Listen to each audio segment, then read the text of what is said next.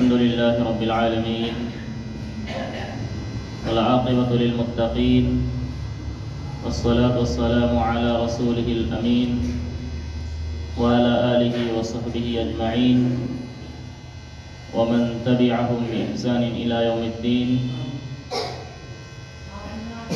عن ابن عباس رضي الله عنهما أن النبي صلى الله عليه وسلم احتجم وهو محرم واحتجم وهو صائم. صحيح बुखारी किताब الصوم باب الحجامة والقيل السائم হাদিস নম্বর 1938। সম্মানিত উপস্থিতি, সমস্ত প্রশংসা সেই মহান রব্বুল আলামিনের জন্য যিনি আমাদেরকে আজ 19 রোজা অতিবাহিত করার ক্ষমতা প্রদান করেছেন। তাই তিনার প্রশংসা করি আলহামদুলিল্লাহ। তারপরে আমাদের আখিরি নবী জনাবে মুহাম্মদ রাসূলুল্লাহ সাল্লাল্লাহু আলাইহি সাল্লামের উপর অসংখ্য দরুদ ও সালাম বিবর্ষিত হোক।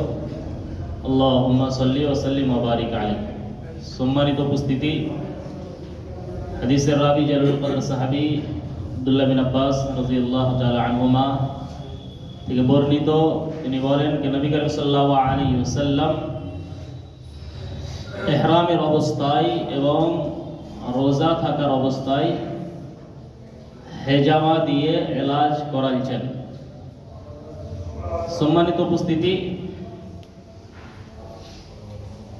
হেজামা দিয়ে এলাজ করা এটা রাসূলুল্লাহ সাল্লাল্লাহু আলাইহি সাল্লামের সুন্নত এবং এতে অনেক শেফা রয়েছে এবং এই রোজা থাকার অবস্থায় যদি হেজামা করা যায় তো রোজা ভঙ্গ হয় না এবং ইহরামের অবস্থায়ও হেজামা করা যায় তো করা যেতে পারে, যেমন রাসূলুল্লাহ সাল্লাল্লাহু আলাইহি সাল্লাম করেছেন। সম্মানিত উপস্থিতি, হেজামা দিয়ে এলাজ করা দরকার, এতে অনেক শেফা রয়েছে যদি সুন্নতি পদ্ধতিতে হয়। হেজামা যেমন কোনো জায়গায় দরদ হলো পায়ে বা পিঠে, যেমন আমরা দেখি ওই খারাপ ব্লাডটাকে বের করে দেওয়া হয়, ওইভাবে সেটা এলাজ করা হয়। ইহরামের অবস্থায় হেজামা করা যেতে পারে, যেমন আমরা এই হাদিস দ্বারা বুঝতে পারলাম। রোজা থাকার অবস্থায় হেজামা করা যেতে পারে এবং রোজা থাকার অবস্থায় হেজামা করলে, হেজামা দিয়ে এলাজ করলে রোজা ভঙ্গ হয় না। তারপরে আরেকটা বিষয় বুঝতে পারলাম, রোজার অবস্থায় ব্লাড টেস্ট করলে রোজা ভঙ্গ হয় না। রোজার অবস্থায় ইনজেকশন লাগালে রোজা ভঙ্গ হয় না, কিন্তু যদি ভিটামিন ইনজেকশন হয়, যে ইনজেকশনের দ্বারা দিয়ে আপনি শক্তি প্রয়োগ করতে পারেন, তো সেই ইনজেকশনে রোজা ভঙ্গ হয়ে যাবে। তারপরে যদি আমাদের ক্ষমতা থাকে, ইস্তেতাআত থাকে, যদি আমাদের উপরে হজ ফরজ হয়ে যায়, তো অতি সত্বর যত তাড়াতাড়ি গাফলাতি না করে আমাদেরকে এই ইসলামের যে 5টি রুকুন রয়েছে তার মধ্যে একটি হজ, যদি ক্ষমতা থাকে, ইস্তেতাআত থাকে, তাহলে নিশ্চয় হজ আল্লাহ তাআলার বাইতুল্লাহর হজ করতে হবে। কিন্তু আমাদের মধ্যে দেখা যায় অনেকের উপরে হজ ফরজ হয়ে গেছে, কিন্তু সুস্তি কাহিলি আমরা গাফলাতি করি এবং অনেক বয়স হয়ে যায়, তখন আমরা হজ করতে যাই, কিন্তু এটা একেবারে সরাসরি ভুল। যদি আপনার যদি ওই অবস্থায় বিরক্ত হয়ে যায়, আল্লাহ না করে, তাহলে একটা ফরজিয়াত, যেই 5টা রুকুন, একটি রুকুন না মেনে আপনি এই দুনিয়া থেকে চলে গেলেন, তো ওই মুসলমান হতে পারে না। মানে ইসলামের 5টি স্তম্ভ, 5টাকেই মানতে হবে, বিশ্বাস করতে হবে তার উপরে, কিন্তু 2টা মালের সাথে জড়িত, একটা হচ্ছে যাকাত আর একটা হচ্ছে হজ। তাহলে যদি হজ আমাদের উপরে ফরজ হয়ে যায়, তো যত তাড়াতাড়ি আমাদেরকে হজ করে নেওয়া দরকার। সম্মানিত উপস্থিতি, এই হাদিস দ্বারা আমরা আরেকটা বিষয় বুঝতে পারলাম যে নবী করিম সাল্লাল্লাহু আলাইহি ওয়াসাল্লাম আমাদের মতোই একজন মানুষ ছিলেন। পার্থক্য এটাই যে তিনার ওপর ওহী হতো। যেমন অনেক গলত আফকার, ফিরকা, গলত আকীদা যারা রাখে, তারা বলে যে রাসূলুল্লাহ সাল্লাল্লাহু আলাইহি ওয়াসাল্লাম আমাদের মতো মানুষ নয়। কিন্তু নবী করিম সাল্লাল্লাহু আলাইহি ওয়াসাল্লাম নিজেই বলেছেন, বল ইন্নামা আনা বাশারুম মিথলুকুম, হে নবী আপনি বলে দেন মানুষদেরকে যে আমি তোমাদের মতোই একজন মানুষ, আমি তোমাদের মতোই ব্যবসা বাণিজ্য করি, উঠি বসি খাই পায়খানা করি, কিন্তু পার্থক্য এটাই যে আমার ওপর ওহী করা হয়, যে ওহীর মোতাবেক আমি মানুষদেরকে বলি, নিজের তরফ থেকে কিছু জিনিস আমি বলি না।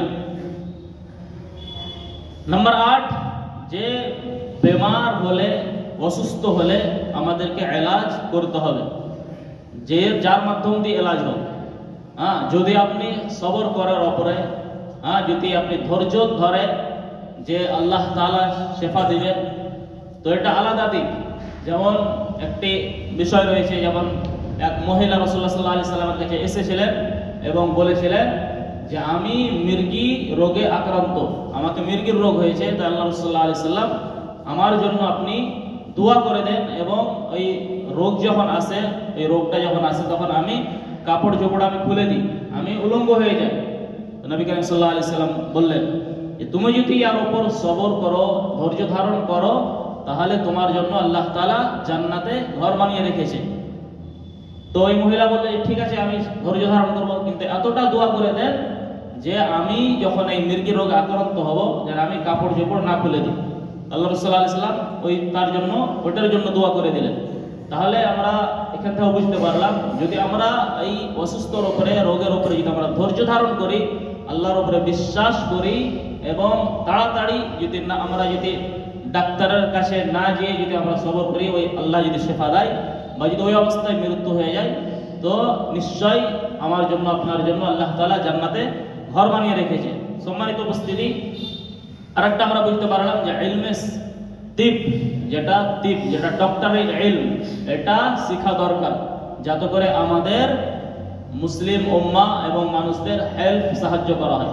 কিন্তু আজ আমরা শিখছি আলাদা উদ্দেশ্য নিয়ে, আমরা ডক্টরি শিখছি, কেউ এমবিবিএস শিখছে, তারপরে যেগুলো টেস্ট দরকার হবে না সেইগুলো টেস্ট এখন লুটমার শুরু হয়েছে ডক্টরের মাধ্যম দিয়ে। যেগুলো টেস্ট দরকার নয় সেগুলো টেস্ট করাবে ডক্টরে, কিন্তু এটা সরাসরি গলত।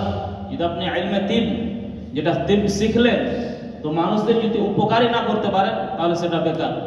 যেমন গরিব দুঃখী আছে, যারা বিল দিতে পারবে না, যারা পয়সা পেমেন্ট করতে পারবে না, তাদের জন্য ছাড় রাখা আমাদের কর্তব্য দরকার। আমরা এই নিয়ত নিয়ে যদি আমরা ইলমে তিব শিখি, তো আল্লাহ তাআলার কাছে আমরা অনেক সওয়াব পাবো, নেকি পাবো। আল্লাহ তাআলা আমাদেরকে অনেক নেকি প্রতিদান দিবেন।